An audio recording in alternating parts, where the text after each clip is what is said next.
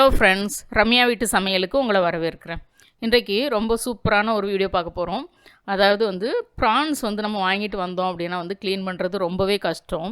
அதே நேரத்தில் நம்ம 2 கிலோ 3 கிலோ வாங்குகிறோம் அப்படின்னா அங்கே க்ளீன் பண்ணுற இடத்துல கொடுத்துட்டு நிற்கணும் அப்படின்னாலும் அதுவும் கஷ்டம். ஏன்னா அதுவும் டைம் எடுக்கும். 2 பேர் சேர்ந்து க்ளீன் பண்ணி கொடுத்தா கூட நிறைய டைம் எடுக்கும். அட்லீஸ்ட் ஒரு 20-30 மினிட்ஸ் அதில் நிற்க வேண்டியது இருக்கும்.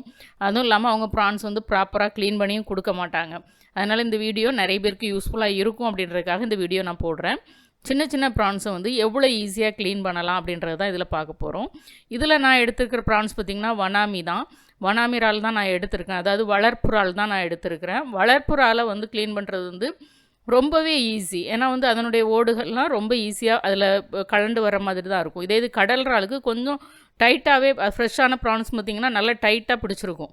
இது வளர்ப்பு இறாலில் ரொம்ப ஈஸியாகவே கலண்டு வந்துடும். இப்போ எந்த இறாலாக இருந்தாலும் நீங்கள் வாங்கிட்டு வந்ததுமே தண்ணி ஊற்றி ஒரு 10 நிமிஷம் ஊற விட்டுருங்க. 10-20 நிமிஷம் தண்ணியில் நல்லா ஊறட்டுங்க. எந்த செதில் இருக்க மீனாக இருந்தாலும் சரி, ப்ரானாக இருந்தாலும் சரி, 10-20 நிமிஷம் ஊறினதுக்கப்புறம் கொஞ்சமாக ப்ரான்ஸ் மட்டும் நீங்கள் க்ளீன் பண்ணுறதை எடுத்து தட்டில் வச்சுக்கோங்க. ஒரு 10 இறால் அவ்வளோ போதும். ஏன்னா நீங்கள் அதுக்கு மேலே எடுத்திங்கன்னா இந்த 10 க்ளீன் பண்ணுறதுக்குள்ள அது காய ஆரம்பிச்சிடும்.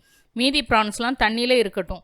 நான் ஏன் இந்த வடிகட்டி வச்சு எடுத்து போட்டேன் அப்படின்னா கையில் அந்த கொம்பெல்லாம் குத்தும். அதனால் நான் எப்போவுமே ப்ரான்ஸ் ஒன்ஸ் தண்ணியில் போட்டேன் அப்படின்னா க்ளீன் பண்ணுற வரைக்கும் கை போட மாட்டேன். இந்த மாதிரி ஏதாவது கண்ணு கரண்டியோ அல்லது இந்த வடிகட்டியோ எடுத்து நம்ம கொஞ்சமாக எடுத்து இதில் வச்சுக்கலாம். மீதியெல்லாம் தண்ணியிலே இருக்கட்டும். நான் இன்றைக்கு க்ளீன் பண்ணுறதுக்கு ஒரு 3 டூல்ஸ் வச்சு நான் க்ளீன் பண்ணி காமிக்கிறேன். ஏன்னா நிறைய பேர் இந்த வீடியோ போட்டிருக்கிறாங்க. இதை வச்சு 1 செகண்டில் க்ளீன் பண்ணிடலாம், 1 நிமிஷத்தில் அப்படி 4 கிலோ க்ளீன் பண்ணிடலான்லாம் போட்டிருக்காங்க. அதை உங்களுக்கு நான் ஃபஸ்ட்டு டெமோ பண்ணி காமிச்சிடுறேன். அதை வச்சு க்ளீன் பண்ணும்போது எப்படி வருது, அதுக்கப்புறம் நம்ம ப்ராப்பராக நம்ம கைகளால் க்ளீன் பண்ணும்போது எப்படி வருது அப்படின்றத பார்க்கலாம்.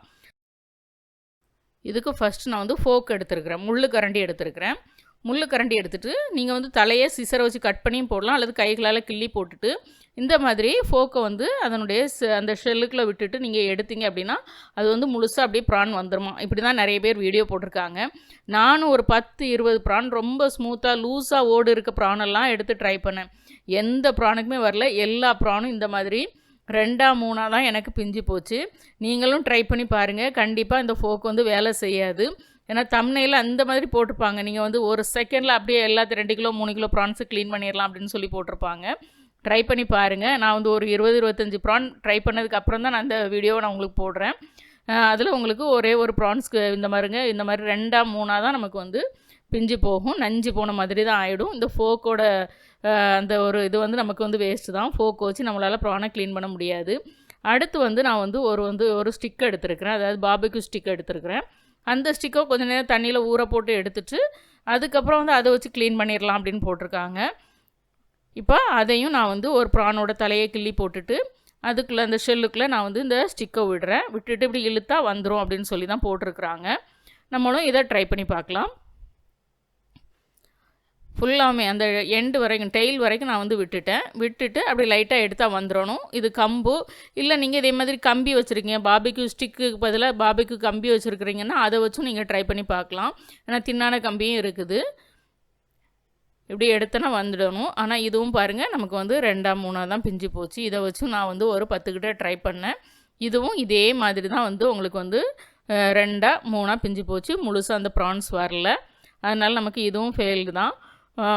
இப்போ ஃபோக்கை வச்சு போட்டிருக்காங்க அப்படின்னா கண்டிப்பாக அது ட்ரை பண்ணி பார்த்துக்கோங்க. அதுவுமே வரல. இந்த பாபிக்யூ ஸ்டிக்கை வச்சு நான் ட்ரை பண்ணேன், வரல. கம்பியுமே வச்சு நான் ட்ரை பண்ணேன். ஏன்னா கம்பி கொஞ்சம் பெரிய கம்பி என்கிட்ட இருக்கிறது பாபிக்யூக்குள்ளது.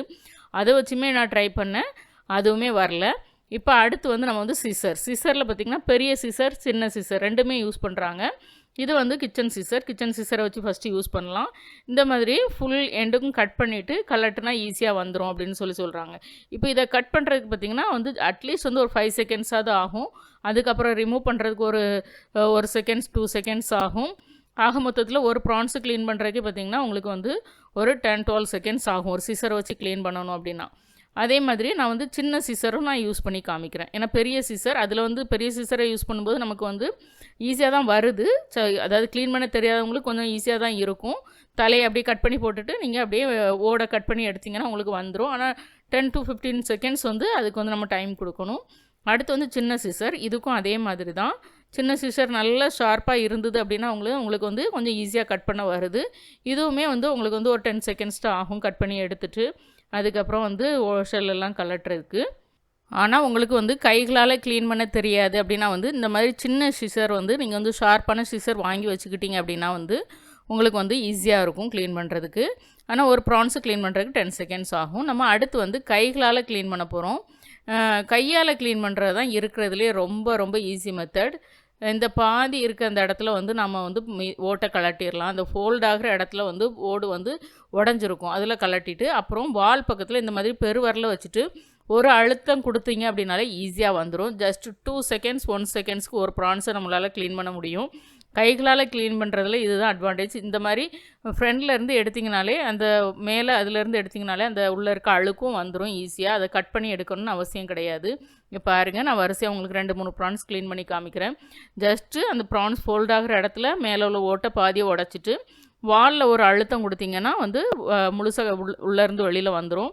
அதுக்கப்புறம் அந்த தலைப்பக்கத்தில் இருக்கிறதுல வந்து நீங்கள் இப்படி எடுத்திங்கன்னா அந்த குடல் வந்து ஈஸியாக வெளியில் வந்துடும். நிறைய பேர் கேட்டிருக்கிறீங்க, வயிற்று பக்கமும் ஒரு குடல் இருக்குது, அது வந்து அதையும் எடுக்கணுமா அப்படின்னு சொல்லிட்டு. அது வந்து முட்டை குடல். ப்ரானுடைய வயிற்று பக்கத்தில் இருக்கக்கூடிய அந்த முட்டை குடலில் இருந்து நீங்கள் வந்து அதை எடுக்கணும் அவசியம் கிடையாது. முட்டை இருந்தாலும் சரி, முட்டை இல்லாட்டினாலும் சரி, நீங்கள் அந்த குடலை எடுக்க வேண்டாம். முதுகு பக்கத்தில் இருக்க அந்த அழுக்கு இருக்கக்கூடிய குடல்கள் தான், அந்த இறப்பையோடு சேர்ந்து இருக்கக்கூடிய அந்த குடலை தான் நம்ம எடுத்து வெளியே போட போகிறோம். மற்றபடி அதனுடைய அந்த குடல் வந்து இந்த தலை பக்கத்துலேருந்து இப்படி எடுத்திங்கனாலே வந்துடும். கிழிக்கணும்னு அவசியம் கிடையாது. ப்ரான்ஸ் வந்து முதுகு பக்கத்தில் கிழிச்சு எடுக்கணும்னு அவசியம் கிடையாது. ஈஸியாக வந்துடும். லைட்டாக நீங்கள் வந்து விரல்களால் விரித்து விட்டுட்டு நீங்கள் எடுத்துட வேண்டியது தான். ரொம்ப ரொம்ப ஈஸி மெத்தட்னா கைகளால் ப்ரான் க்ளீன் பண்ணுறது தான். தலையை கிள்ளி போடணும், முதுகு பக்கத்தில் இருக்க அந்த பாதி ஓட்டை நம்ம கலட்டி ஈஸியாக எடுத்துடலாம். அப்புறம் வால் பக்கத்துலேருந்து பெருவரலால் ஒரே ஒரு அழுத்தம், இங்கே பாருங்கள், அவ்வளோதான். ஒரு ப்ரெஸ் பண்ணிங்கனாலே அது தானாக வெளியில் தள்ளி விட்டுரும், அவ்வளோதான். இவ்வளோ ஈஸியாக வந்து நம்ம வந்து எந்த டூல்ஸையும் வச்சு க்ளீன் பண்ண முடியாது. ஜஸ்ட் 1 செகண்டுக்கு ஒரு ப்ரான் கைகளால் க்ளீன் பண்ண முடியும். அதுக்காக தான் நான் இந்த வீடியோ போட்டிருக்கிறேன். ஏற்கனவே ப்ரான் க்ளீனிங் பற்றி நான் வீடியோ போட்டிருக்கிறேன். ஆனால் வந்து நிறைய வீடியோக்களை நான் பார்க்கும்போது அப்படியே வந்து தம்ப்நெயிலில் அட்ராக்ட் பண்ணுவாங்க. ஒரு ஃபோக்கை பக்கத்தில் வச்சுட்டு அப்படியே 1 செகண்டில் க்ளீன் பண்ணிடலாம் அப்படின்ற மாதிரி போட்டிருப்பாங்க. அல்லது ஒரு பார்பிக்யூ ஸ்டிக்கை வச்சு போட்டிருப்பாங்க. இந்த மாதிரி இப்போ வீடியோக்கெல்லாம் பார்த்திங்கன்னா நல்லாவே பாப்புலர் ஆகிருக்கும். ஏன்னா அவ்வளோ அட்ராக்ஷனாக போட்டிருப்பாங்க. அதனால தான் வந்து இப்போ அந்த டெக்னிக்லாம் எதுவுமே வேலை செய்யாது. நம்ம கைகளால் மட்டும்தான் வந்து 1 செகண்டுக்கு ஒரு ராலோ 2 ராலோ க்ளீன் பண்ண முடியும். அதனால தான் வந்து மார்க்கெட்லாம் பார்த்திங்கன்னா நம்ம 10-20 நிமிஷத்தில் நமக்கு 2 கிலோ ராலை க்ளீன் பண்ணி கொடுத்துட்றாங்க. இவங்க சொல்கிற மாதிரி நம்ம வந்து ஒரு டூல்ஸை கையில் எடுத்து ப்ரான்ஸை க்ளீன் பண்ணுறோம் அப்படின்னா கண்டிப்பாக வந்து டைம் நிறையவே ஆகும். ஆனால் வந்து தெரியாதவங்களுக்கு, கைகளால் ரொம்ப போட்டு க்ளீன் பண்ண பிடிக்காதவங்க, தெரியாதவங்க சிசர் யூஸ் பண்ணிக்கோங்க. அதுக்காக தான் நான் வந்து எல்லாமே யூஸ் பண்ணி காமிச்சிருக்கேன். நான் ஒவ்வொரு டூல்ஸையுமே வச்சு, இப்போ ஃபோக்கை வச்சு, அதே போல் பார்பிக்யூ ஸ்டிக்கை வச்சு, சிசரை வச்சு, எல்லாத்தையுமே வச்சுமே ஒவ்வொரு 15-20 ப்ரான்ஸ் நான் க்ளீன் பண்ணேன். அதுக்கப்புறம் தான் வந்து உங்களுக்கு அந்த வீடியோவை நான் போட்டேன். ஏன்னா வந்து நல்ல திக்காக டைட்டாக பிடிச்சிருக்க ப்ரான்ஸு, லூஸாக இருக்க ஓடு லூஸாக இருக்க ப்ரான்ஸு அந்த மாதிரி எடுத்து பண்ணேன். எந்த பொருளையும் வச்சு யூஸ் பண்ணும்போது எனக்கு வந்து ரொம்ப ஈஸியாக தெரியலை. கையை வச்சு க்ளீன் பண்ணுற அந்த ஒரு ஈஸி வந்து அதில் தெரியலை. கையை வச்சு க்ளீன் பண்ணும்போது ஃபாஸ்ட்டாக வேலை போயிட்டே இருந்த மாதிரி ஃபீல் ஆச்சு. அப்புறம் தான் டைம் நோட் பண்ணேன், ஒவ்வொன்றுக்கு எவ்வளோ செகண்ட்ஸ் ஆகுது அப்படின்றத. ஏன்னா அதெல்லாம் சேர்த்து உங்களுக்கு சொல்லும்போது கண்டிப்பாக யூஸ்ஃபுல்லாக இருக்கும். நான் சொன்னேன்னு சொல்லிட்டு நீங்கள் பிளைண்டாக நம்ப வேண்டாம். நெக்ஸ்ட் டைம் ப்ரான் வாங்கினீங்கன்னா இந்த மாதிரி நீங்கள் ஃபோக்கு, அதே மாதிரி பார்பிக்யூ ஸ்டிக் இருந்தால் அந்த ஸ்டிக்கு அல்லது கம்பி, இது எல்லாமே வச்சு ஒரு 2-3 ப்ரான்ஸ் க்ளீன் பண்ணி பாருங்கள். அப்போ தான் உங்களுக்கு டிஃப்ரென்ஸ் தெரியும். கையால் க்ளீன் பண்ணுறதுக்கும் இந்த மாதிரி டூல்ஸ் வச்சு யூஸ் பண்ணுறதுக்கும் வித்தியாசம் உங்களுக்கு தெரிய வரும்.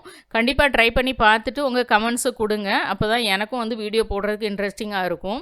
ஏன்னா நிறைய பேர் இந்த மாதிரி வீடியோக்களை பார்த்து ஏமாந்து போயிட்டுருக்காங்க. ஏன்னா அதனால தான் அதெல்லாம் வந்து அப்படியே மில்லியன் வியூஸ் போகுது. நம்ம வந்து கரெக்டான ஒரு டெக்னிக்கை சொல்லி கொடுக்குறத வந்து யாரும் பார்க்குறது கிடையாது. அதனால் நீங்கள் வந்து நிறைய ஷேர் பண்ணுங்கள். இந்த வீடியோலாம் ஷேர் பண்ணுங்கள். நிறைய பேருக்கு யூஸ்ஃபுல்லாக இருக்கும். எவ்வளோ சின்ன ப்ரான்ஸ்னாலும், இப்போ நான் கடைசியாக எடுத்துருக்கிற ப்ரான்ஸ்லாம் பார்த்திங்கன்னா ரொம்ப சின்ன ப்ரான்ஸ், ரொம்ப ஈஸியாக நீங்கள் வந்து கையால் க்ளீன் பண்ணிடலாம். இங்கே பாருங்கள் எவ்வளோ குட்டி ப்ரான்ஸ் பாருங்கள்.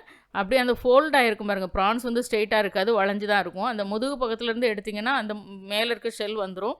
அப்புறம் வந்து டெய்லில் ஒரு லைட்டாக ஒரு ப்ரெஸ் பண்ணாலே போதும், உங்களுக்கு வந்து அந்த ப்ரான்ஸ் முழுசாகவே உங்களுக்கு நீட்டாக வந்துடும். எவ்வளோ சீக்கிரமாக க்ளீன் பண்ணிட்டேன் பாருங்கள். ரொம்ப ஃபாஸ்ட்டாக க்ளீன் பண்ணிடலாம். நான் ப்ரான்ஸ்லாம் முடிஞ்ச வரைக்கும் வீட்டுக்கு கொண்டு வந்து தான் க்ளீன் பண்ணுவேன். அப்படின்னா தான் ப்ரான்ஸும் நமக்கு வந்து முழுசாக கிடைக்கும், அதே நேரத்தில் நீட்டாகவும் நம்ம க்ளீன் பண்ணி எடுத்துக்கலாம். டைம் இருந்ததுன்னா நான் வந்து அன்றைக்கு க்ளீன் பண்ணுவேன். இல்லாட்டினா அப்படியே ஷெல்லோட வந்து ஃப்ரீசரில் வச்சுட்டு நெக்ஸ்ட் டே கூட நான் க்ளீன் பண்ணியிருக்கேன். கண்டிப்பாக இந்த வீடியோ நிறைய பேருக்கு யூஸ்ஃபுல்லாக இருந்திருக்கும். பிடிச்சிருந்ததுன்னா ரம்யா வீட்டு சமையலுக்கு சப்ஸ்கிரைப் பண்ணுங்கள், லைக் பண்ணுங்கள், ஷேர் பண்ணுங்கள். வீட்டில் சமைச்சு சாப்பிடுங்க, வீணாக்காமல் சாப்பிடுங்க. மீண்டும் புது வீடியோவில் சந்திக்கலாம். பாய்.